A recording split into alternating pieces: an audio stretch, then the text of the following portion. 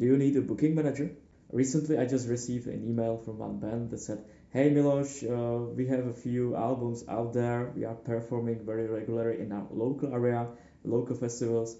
Fans love it. They come to us for after the concert. They said like it was very nice, but we feel like we are stuck.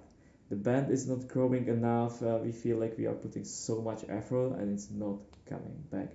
So the conclusion of this band was, how with many others it was the same, we need a booking manager. But the conclusion is wrong, and here's why. So booking manager is basically a salesperson. His or her only job should be selling the product, which is you as an artist or as a band. Where is the demand? Nothing else. So the conclusion that the booking manager will come and save you and help you, grow your social media, create content for social media, engage with your fans, I don't know what else, is completely wrong. Only job of the booking manager should be getting you gigs, nothing else.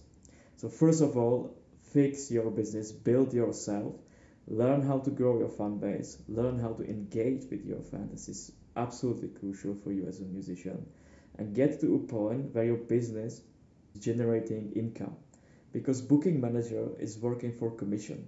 So how can you expect that a booking manager will come and work for you if you are not getting any money, any revenue? He needs to pay bills as everyone else, and if he's supposed to take, I don't know, 20% commission for nothing, he will not make any money. So there's no way that some big agency will start booking you if you didn't create any demand, if you are not getting income. So my recommendation would be, build your business first, learn how the music business is working, manage yourself first, or find some very close friend or fan to help you with this, and get to a point where you are getting paid per gig at least for $1,000. I would recommend $2,000. That's a very, very good spot already. So when you get to this point, the agency bookers, they will come on their own. First, build your business.